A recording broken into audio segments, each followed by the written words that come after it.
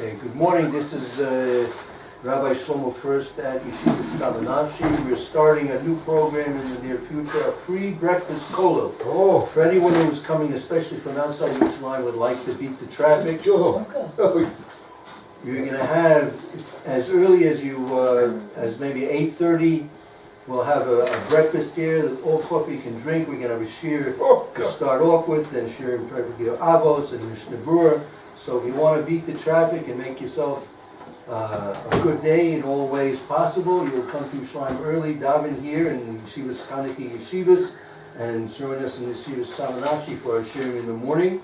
Our first shir at this point is usually 9 o'clock, but we might be starting an early shir for you people out there who want to get to Yerushalayim earlier. We'll start maybe 8:30 as well, and a new special shir. We'll discuss that in the future. And we continue now in Pirkei Avos, the third parak. If you could use that as well, then help me. Very good. Okay, sure. Okay. You want to look it over? No, you. Okay, very good. Okay. Well, I'll just look the English and I'll walk sheet. Right. Good. So the third Mishnah in the first parak of Avos, Antigonus Soichai, Kibul Mishimin at Tzaddik. So Antigonus was the man. He was one of the leading members of the place called Sochoi. Kibul Mishimin at Tzaddik. He received the tradition of learning Torah from Shimon at Tzaddik. He would, as we discussed yesterday a bit, he would always be saying, with a motto by him, to say constantly, do not be like servants who serve their master in order to receive a reward, right? Rather, you should be like servants who serve their master not in order to receive reward, and also mora shamayim like you should have the fear of heaven upon you. So we have our sheets here. We're going to go into if you turn on the second page, right, on the opposite side, you have the parish of the Rambam, number 12, right?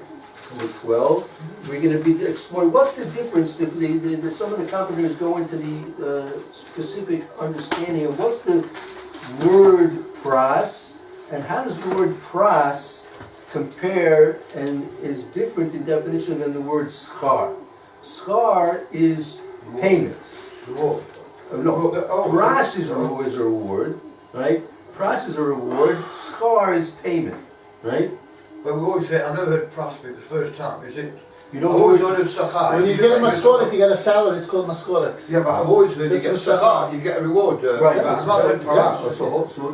So the expression that's used in the Mishnah is pras, right? Almanas l'kabel pras, right? So now, if you think a little bit into the word pras is very similar to the English word prize. Right? And that's basically what a pras is. A pras is a prize, something which is coming completely undeserved, so to speak. If it's something which is schar is something I earned. I'm due something. I did some kind of work, and I'm due some type of reward. It could be a reward. It could be considered a payment. I'm going to do some kind of a payment for the work that I did. So let's see what the Rambam has to say about this. Number 12, the Rambam is Perush Mishnah. Who would like to read? Ms. Yao, you want to give it a try? Number 12 there? Okay. Ramavim? That's the Rambam. Rambam. Right. That's when you see the two the apostrophes there in the middle of the word. That usually shows it's a intricate. It's a abbreviation of Rambam. Rabbeinu Maimonides ben Moshe ben Moshe. Rambam al Moshe Al Mishnah. al Mishnah Maseches. Right. Maseches Avos. Al Avos Perak Aleph Mishnah Gimel. Garis Yikra. Pras. Right. Okay, Right. pras. Ignore the gimels. The gimels are just where it's Mishnah Gimel is Perak Aleph, the first Perak, the third Mishnah. Okay. Pras Yakra Hagamol Asher Yigmol Ha'adam Mi Sha'inu Chayv Lo Badin Okay, so that's one thought. So pras is called, pras is referred to a gemul, a recompense, some type of a payment, asher yigmul ha'adam, which is given, which is paid over to a person, mi she'enu chayev lo b'din, from a person, right, who's not obligated to pay it. You get a pras, I mean, someone's giving you something which he's not obligated to give you, right? There could be a lot of reasons why he's doing it, but bidin, meaning in the strict judgment of the laws, he has no obligation to give you what he's giving you. No obligation, right? But he's giving you something, and that what you get from someone who's not obligated to give you is considered to, and that's called a pras. Yeah. Can I just... Anything, I'm awfully anything sorry. you want. Anything, you can do anything you want in this room. You've got to remind or make it clear to us Yes.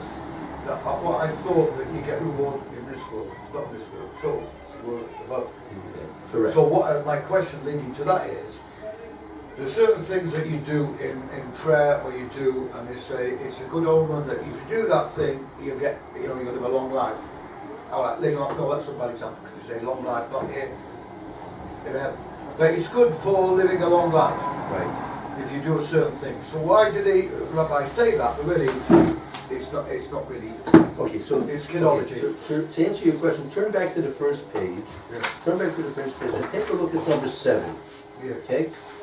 Part of what we're going to be dealing with, not this, but it refers to a Gemara in Eruvin, right? A Gemara in Eruvin, which is similar to a Gemara in Kedushin, Oh, yeah. right? Now, what does that mean? What does that Gemara in Kedushin say? Yechiel, you want to read what it says there? What?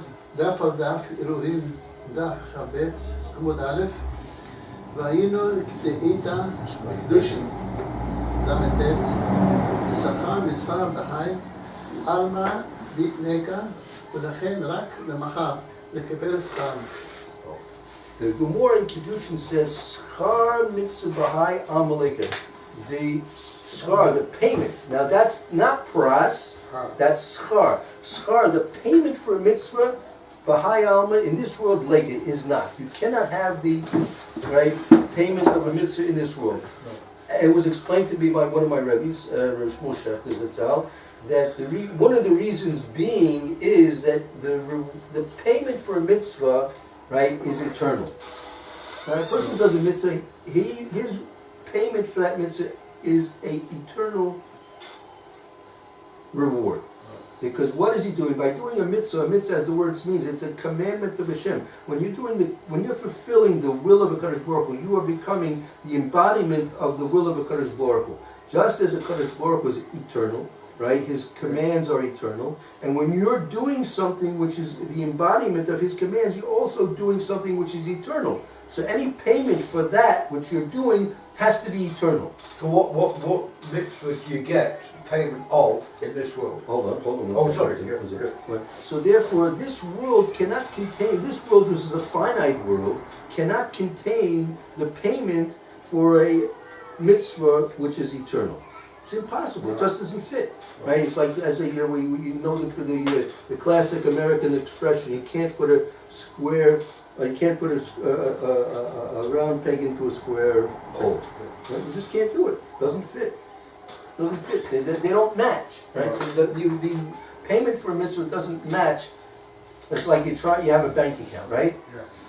And you want to put gold into your bank account. So you wheel up your wheelbarrow, come to the teller in the bank, and you got bars of gold. You pile them up on the counter, and you start pushing them underneath the thing, right? And the teller looks at you and says, "What? I want to deposit my gold." So where do you want? We're not Fort Knox. What do you want to do with it? I want to put it in my bank account. So, hey, you can't put your gold into a bank account. Right? You got to sell your gold, right? Turn it into cash. And bring the cash to us, then we can take the value of your gold put that in your bank. But you can't put your gold into a bank account, right? So it's like putting the payment for a mitzvah into this world. You can't take that gold, right, and use it in this world. You can't get it in this world. Simply not. It doesn't fit. The bank is not capable of accepting gold as deposits. You want to put get a safe deposit box. right? And, put it in there, so they'll do that for you if they have a safe deposit box big enough for that, right? Come with a bunch of diamonds, right? You can put that in a safe deposit box. When you can't put those into your bank, you can. Right? I always try and bring myself when I come into a lecture so I can read things and find questions to ask. I cheat in a way. There's something else I saw to do with it, which I thought is perhaps you could explain it, maybe you don't know. That this person we're talking about, Saul Sino, what's his name? The rabbi. Antigonus. Antigonus. He was teaching his disciples all about this particular belief that he had. Yeah. And they were so upset that they weren't going to get a reward that they decided to either join with the Sadducees. Have you heard that? Yeah, Rashi, we'll be discussing that in detail. Yeah, right. Mm-hmm. So how do you expect us when we're just like mortals, you know what I mean? And we're talking about learning people. Right. So we have our doubts, not doubts, that's rude, isn't it? We have our misunderstandings. Right. No, so briefly I'll tell you what happened. We'll go into it in more detail. Briefly what happened, as Rashi mentions that Antigonus, among the many Talmidim he had two Talmidim, right, Tzadok Ubaisus. And they misunderstood what he said, because he was saying constantly, as Rashi points out, since he was saying constantly, Al tiyeh kavadim misham shesirav almanas lekabel pras, ela hayu kavadim avadim misham shelo almanas lekabel pras. They misunderstood and mistakenly thought that the Rebbe Antigonus was teaching them that there is no reward for mitzvahs. They made a mistake and thought that the Rebbe is teaching us that there's no reward for mitzvahs. How can they misunderstand that? Okay, I'll tell you why. If you're telling me and explaining that, exactly. Rashi explains why. Because all he would say constantly, Rashi says specifically that, sorry. No, it's good. That, take a look at number 3, Rashi, okay? Number 3, number 3. Here, Rashi. You want to read that? Yeah, how do you read it? Yeah, Masukot Avodah Zera Pirkei Aleph. You want to translate this? Yeah, that's where Rashi on the Gemara in Avodah Zorah, which is basically similar to what Rashi brings down. Right. That I'll tell you what. Start with number 2. Talmud Bablei, Musukot Avodah. Avodah Zorah. Masechtas Avodah Zorah. Pirkei Aleph. Ifnei Adihan Hametchil Badaf is it Ki Amud Aleph.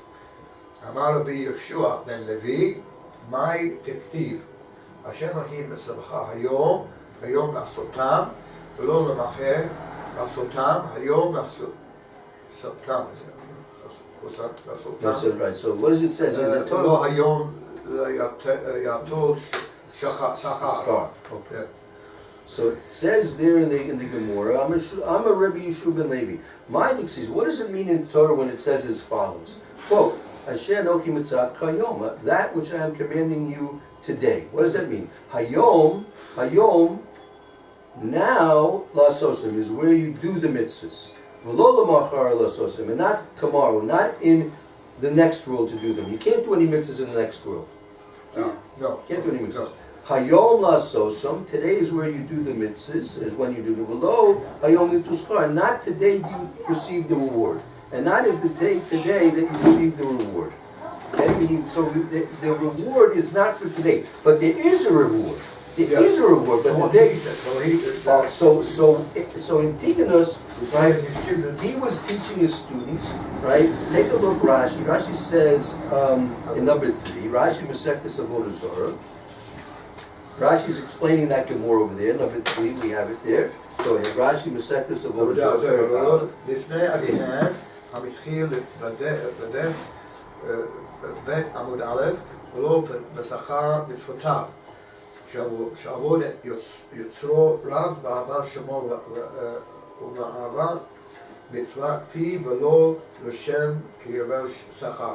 Right. So Rashi says, when you do the mitzvahs, you shouldn't be doing the mitzvahs for the payment of the mitzvahs. You shouldn't You should rather serve your Creator, right? Me'avis Shemo, for the sake of loving HaKodesh Baruch Hu, Ma'avis Mitzvahs Piv, and because of loving the commandments of Hashem, V'lo l'shem kibul schar, not for the sake of receiving payment. You shouldn't be serving Hashem for the sake of receiving payment. But there is a payment, but you shouldn't be serving Hashem for the sake of receiving the payment.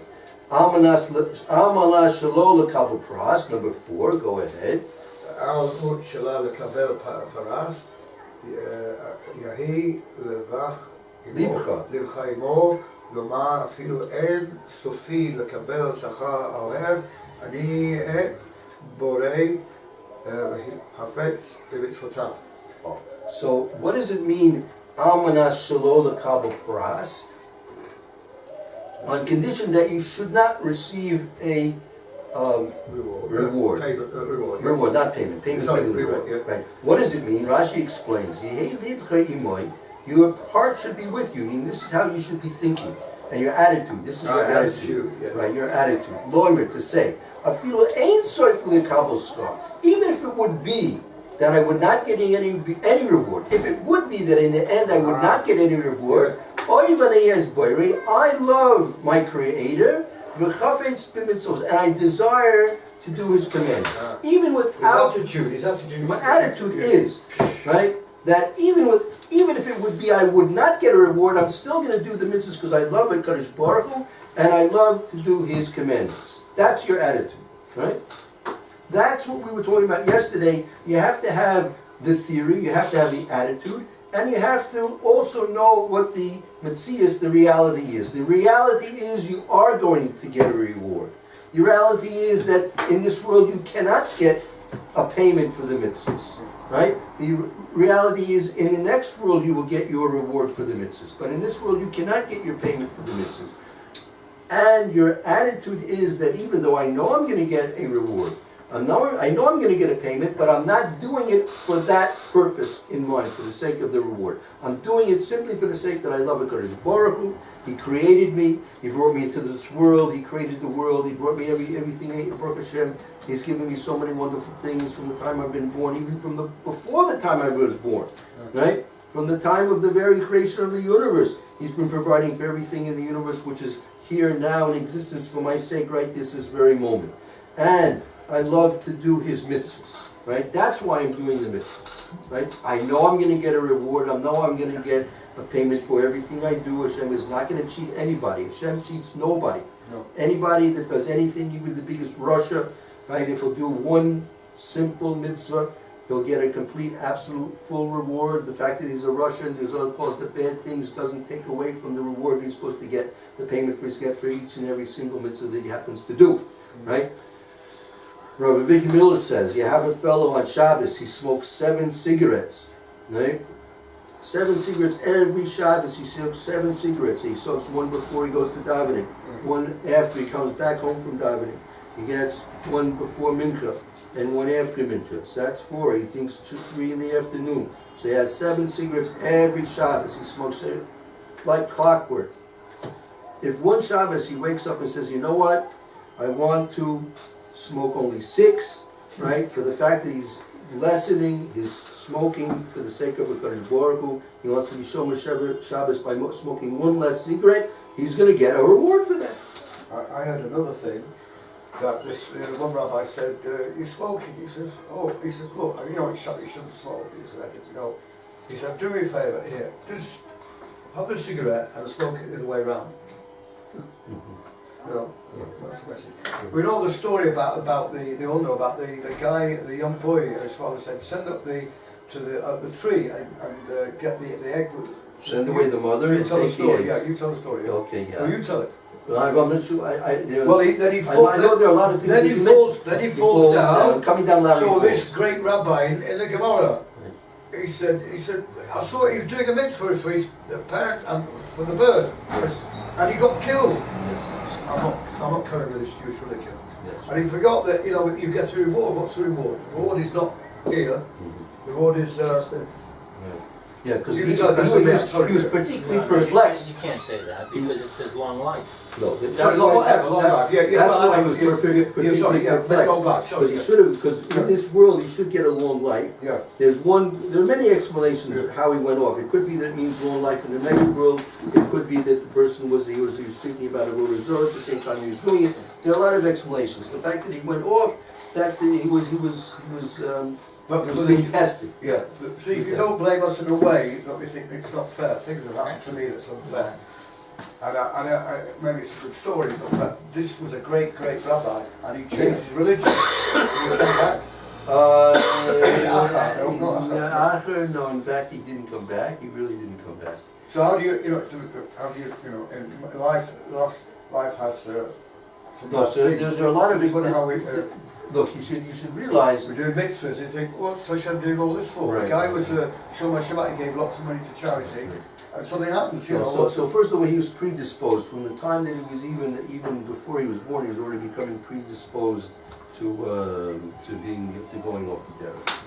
And you have to realize when it's brought in the Gemara cites that case. It's important for us to learn from it. The Gemara could have deleted it. We wouldn't be the wiser, right? If the Gemara never told us, we wouldn't be the wiser. No. So obviously the fact that it's in the Gemara is for us to learn from. Right? So if you want, maybe we can spend a day on that particular. No, sorry. No, because it's related. Yeah, that'd to be very nice. It's I'd like related. that. It's related to what we're discussing because that is one of the two mitzvahs where the Torah specifically tells you the reward, the payment, not just the reward, the payment for the mitzvah is by kibbud av v'em, and he was fulfilling the will of his father, and also by shloach HaKodesh. So in both cases, he should have been privileged to long life, specifically in this world, of course, yeah. right? So that's why he was particularly perplexed about the situation that he had seen. So it could be maybe tomorrow, if we have time, maybe I'll prepare a little bit on that, and we can discuss it in more depth. Yeah. Excuse me? We've got to get through the text, sorry. No, there's nothing. I tell you, this Torah is so big. Halavai, we get through the whole thing. That's not our job. Our job is to understand, right? I'm trying to understand people who know better than us, and they're doing it all day, and then Okay, so he we made have. a bad decision. So it's something with you are owed a good explanation. So I'll try and provide one for you. Okay.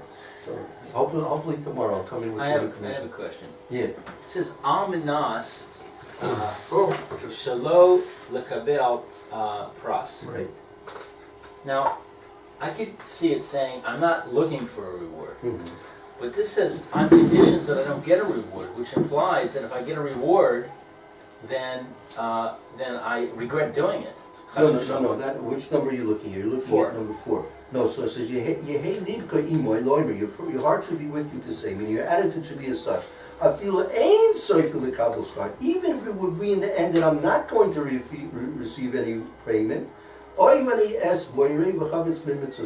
The fact whether I get a reward or not doesn't affect my love towards the HaKodesh Baruch Hu and his mitzvahs. So why does it say Almanas then? On the condition. I mean, I'm not doing it on the condition that I get a reward. I'm doing the mitzvahs because I love Hashem. What is my motivation? Almanas Shalo Lekabel. Right. Almanas shelo lekabel pras. That's what it means. On the condition that you're not going to get a pras. Meaning, and Rashi tells you, even if it would be that you wouldn't. Meaning, the fact is you're going to get a payment. That is the fact, right? The fact is you're going to get a payment. So therefore the condition is void. No. It's not. Again, we're not setting a contractual agreement over here. We're trying to tell you what your attitude should be. Meaning, the contract is that you are going to get a payment. You will get a payment, right? But you're not doing it, right, in order to get that payment. That's not what your How can you motivation say is. you will get a payment? Didn't we learn the other day there's no reward for a mitzvah in this world? That's over here, and you take there now. Look at number 7. That's number 7. It says with the Gemara in Kedushin, Schar mitzvah b'hayam aleika. The payment for a mitzvah in this world doesn't exist. That's what. See, if you had only come 10 minutes earlier, you would have heard what I told you. I told the shir, it's like, let's say you have a wheelbarrow of gold bars. Right? But you can be blessed with, because you do good actions in your life, Yeah. with your children, with your parents, with your family. You've been giving tzedakah, or you've been doing something, or you come to shul every morning. Mhm. Well, I was told, I used to insist that all my kids, because I'm from a background, I insisted that we give a Devar Torah. We lived by the, what do you call it, Midrash says. I thought that was the holy book. We don't know how many times we went through it. I insist the kids did it off by heart, pick up a chapter. Very good. It used to be such an happy home. The kids would cry, my wife told me off. Shabbat should be delight. Well, I insisted, right? And then I insisted also, and they give a Devar Torah, not at your level. You know, they can lane, like if they're short of something to lane on Shabbat. I'm sorry doing this. And they can do a slight short Devar Torah on Shabbat, or they can do the up to Rishon in the laning. Right. Right. Now, I asked this guy, somebody said, how do you bring your kids up to be like what they were? Because Hashem, apart from that, they got a bracha somewhere from the Rebbe, I don't know if that was. But somebody, he said, what do you do? What do you do? You must do something.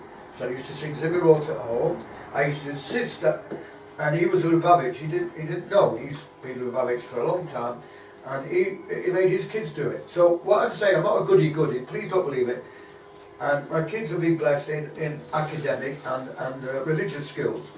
Right, now, is that a reward? I'm not saying that to get any pat on the back. I'm not saying that, please believe me. But does Hashem give a reward for doing... So these things are could be considered like what we call peiros. We say in the very beginning of the davening, right after Pirkei Torah, right, that there are such things as the Karen and there's the peiros. Just like you have in a bank account, you have the principal, you have the interest, right? So these things are considered like interest. So you do get something in this Yeah, world. you get things in this world, yes. But in order to answer Lou's question, what we mentioned before, like you go to the bank and you've got your wheelbarrow full of gold bars. Right. You go up to the teller and you start putting the gold bars, you know, on the account and putting them underneath the thing, pushing the gold bars into the teller, right? He says, "What do you want?" The teller's looking at you, kind of strange. He says, "What do you want?" "I want to deposit this into my account." So he says, "Look, we don't take gold bars." He says, "What do you mean? They're not worth anything?" He says, "Sure they're worth.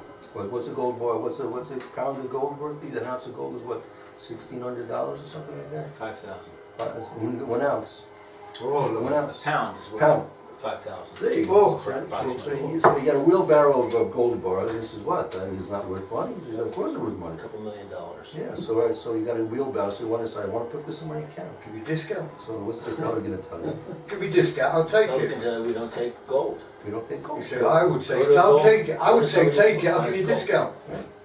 So that's the same thing. The schar mitzvah high amalek. The payment of mitzvah is not in this world. You don't get paid. You don't take gold in this world. You can't take gold in this world.